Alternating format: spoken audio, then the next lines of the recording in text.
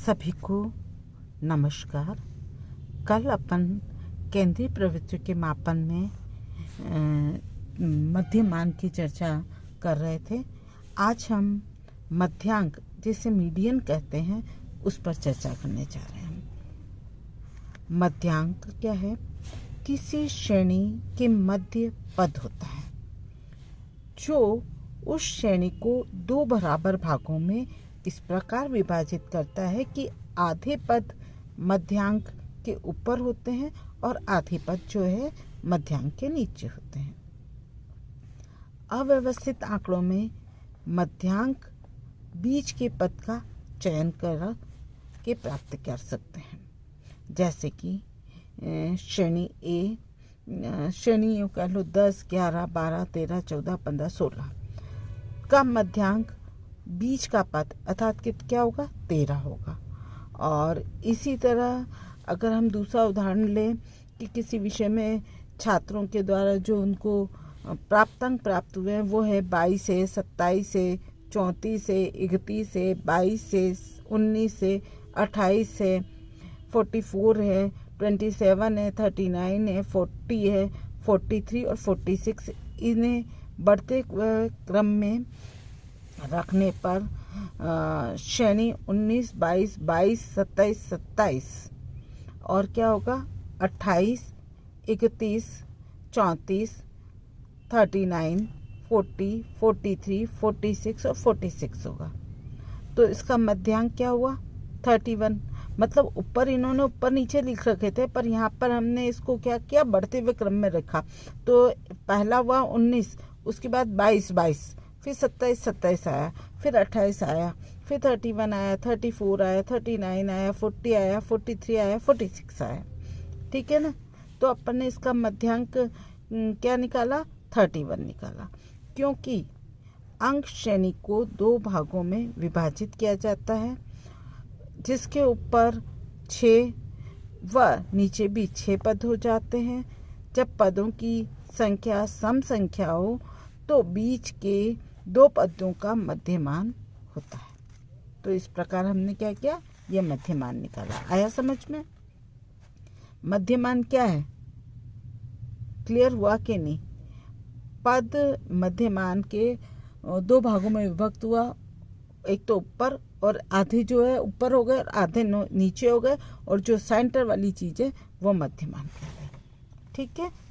अब अपन आते हैं मध्यमान से हमें क्या फ़ायदे होते हैं। ठीक है? तो सभी वितरणों में मध्यमान की गणना आसानी से की जा सकती है, या यूँ कह दो कि मध्यमान की गणना किसी भी प्रकार के वितरणों उसमें संभव होती है। यदि बढ़ते क्रम में आवृत्तियाँ दी है तो केवल उन्हें देखकर ही मध्यमान की गणना हम कर सकते हैं। यदि एक्सट्रीम सीमा के पद भी हो तो भी मध्यमान को प्रभावित नहीं करते हैं। फिर सामान्य व्यक्तियों को भी मध्यमान आसानी से समझ में आ जाता है। क्यों? क्योंकि आधे ऊपर और आधे नीचे डालना है। फिर संख्यात्मक गणनाओं के लिए मध्यमान जो होते हैं अधिक लाभदायक होते हैं। तो ये सब फायदे क्या होते हैं? मध्यमान के होते हैं, और जो कि हम कहते हैं आसानी से समझ में आता है। अच्छा, मध्यमान की भी कुछ सीमाएं होती हैं। जैसे गुणात्मक या क्वालिटेटिव गणना जिसमें बुद्धि लगती है, इसके लिए मध्यमान जो होता है वह उपयोगी नहीं होता। जहाँ पदों की भारित किया जाए ऐसी स्थिति में मध्यमान की गणना भी संभव नहीं होती। तो ये कुछ एडवांटेज और डिसएडवांटेज मध्यमान के होते हैं। ठीक है? अब आ जाते हैं नेक्स्ट, जैसे बहुलक केंद्रीय प्रवृत्ति का माप का लास्ट और नेक्स्ट जो है बहुलक है, जिसे हम मोड भी कहते हैं। और बहुलक किसी वितरण में सर्वाधिक बाहर आने वाला पद होता है और ये वितरण का सर्वाधिक केंद्रित बिंदु या शीर्ष होता है। जैसे कि हमने मान लो कि किसी जिले में शराबी की संख्या की गणना करनी है तो हमने ABCDEFGHIJ के दे दिया उसको। फिर शराबियों की संख्या भी अपन ने, जैसे ए को हमने 6,600 दी, बी को हमने 4,200 दी, सी को हमने 2,800 दिया, और डी को हमने 7,300 दिया, ई को हमने 2,800 दिया, एफ को 5,600 दिया, जी को जो है 2,800 दिया, एच को वापस हमने 1,900 दिया, और आई को 6,000 दिया, और जे को 3,600 दिया। अब आप देखो इस सारणी में 28 मतलब 2,800 कितनी बार आया? 3 बार आया। तो क्या हुआ? इस वितरण का बहुलक कितना हुआ? 2,800 आए। मतलब ये है कि बहुलक किसी भी वितरण में सर्वाधिक बार आने वाला पद होता है, और ये वितरण का सर्वाधिक केंद्रीय एवं बिंदु या शीर्ष होता है। ठीक है। अच्छा, इसके बाद हम देखते हैं कि बहुलक से क्या फ़ायदे हैं। साधारण देखकर कि बहुलक को केंद्रित किया जा सकता है, मतलब हम उसको देख लें ऐसे ही तो भी हम बहुलक बता सकते हैं कि ये बहुलक है। ग्राफ द्वारा भी बहुलक सरलता से ज्ञात हो जाता है। इसकी गणना भी आसान होती है।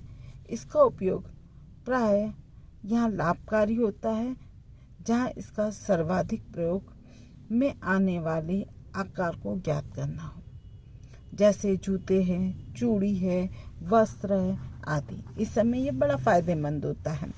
ठीक है। अच्छा, इसके अलावा बहुलक के डिसएडवांटेज भी हैं, सीमाएं भी हैं कुछ। यह केंद्रीय प्रवृत्ति की अधिक दृढ़ माप नहीं होती, केवल श्रेणियों के विभाजन के तरीके में फेरबदल से यह भी प्रभावित हो सकता है। और जब हम बीजगणित की बात करते हैं या बीजगणित की गणनाओं की बात करते हैं तो ये उपयोगी नहीं होता। 2 या 2 से अधिक बहुलकों की उपस्थिति में ये व्यर्थ हो जाता है। जहाँ पदों की सापेक्षित महत्व प्रदान करना होता है वहाँ पर भी ये उपयोगी नहीं होता। तो अपन ने केंद्रीय प्रवृत्तियों का मापन क्या होता है और केंद्रीय प्रवृत्तियों के माप कौन कौन से हैं इसके विषय में चर्चा की। फिर से मैं बता देती हूँ कि केंद्रीय प्रवृत्तियों के मापन 3 थे, जिसे हमने मीन, मीडियन या मोड कहा, या मध्यमान, मध्यांक या बहुलक का। ठीक है, आया समझ में? धन्यवाद।